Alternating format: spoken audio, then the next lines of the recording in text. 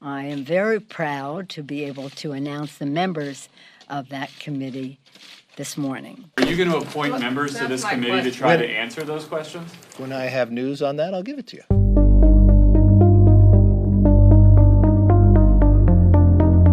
So the impeachment trial of Donald Trump determined, I think, by robust, bipartisan, bicameral majorities who incited the violence on January 6th.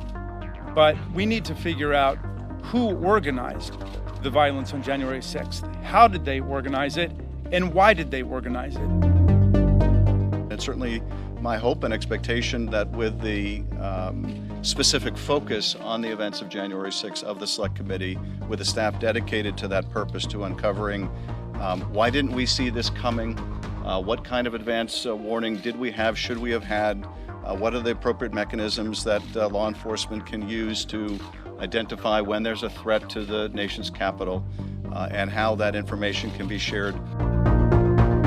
I look forward to coming up with the causes in effect. It will come in due time, and there's nothing sacrosanct in this review that won't be brought out in the end. But it's not a substitute for finding out what happened here. What caused a mob of Americans to think that they were somehow supporting the Constitution when they tried to disrupt the constitutional process of counting the Electoral College votes? Who paid for it? How was it organized? We need to find that out to keep the country safe. Everyone touched by January 6th deserves to find the truth of what transpired, what led up to it, and how we can protect our democracy moving forward. So it broke my heart to be in this building on January 6th and see the kind of political violence that occurred in the country I fled and in countries that I worked on when I was at the Department of Defense happening here in our country. And I hope that this committee can come together, can accomplish that mission together, and we can leave behind any of that veil of partisanship at the door, because these are answers that the American people need and deserve about why this happened in our country.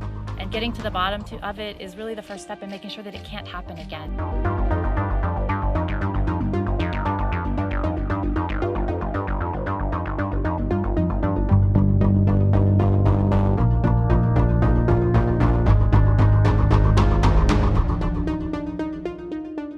Are you going to appoint members to this committee to try to answer those questions?